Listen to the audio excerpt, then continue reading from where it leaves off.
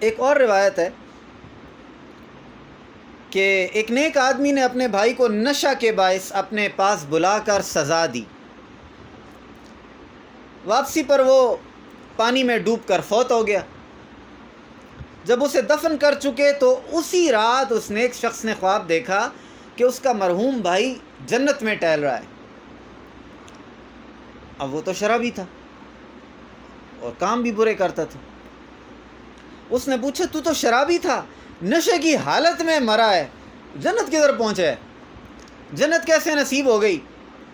کہنے لگا آپ سے مار کھانے کے بعد جب میں واپس ہوا تو راہ میں ایک کاغذ دیکھا جس پر لکھا ہوا تھا بسم اللہ الرحمن الرحیم.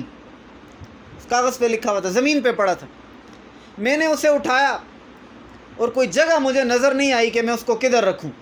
کوئی جگہ نظر نہیں آئی تو میں نے اس کو کھا لیا. اس کاغذ کو، نشے میں تھا نا، کھا لیا.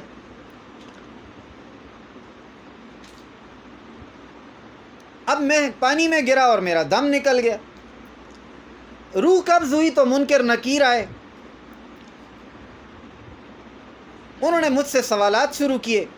میں نے کہا آپ مجھ سے سوالات فرما رہے ہیں، منکر نکیر کو کہتا ہے آپ مجھ سے سوالات فرما رہے ہیں حالانکہ میرے پیارے پروردگار کا نام پاک تو میرے پیٹ میں موجود ہے.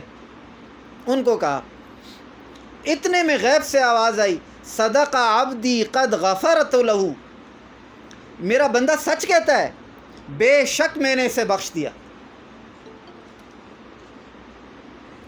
میرا بندہ سچ کہتا ہے، بے شک. نزہۃ المجالس میں اس کو روایت کو لے کر آئے.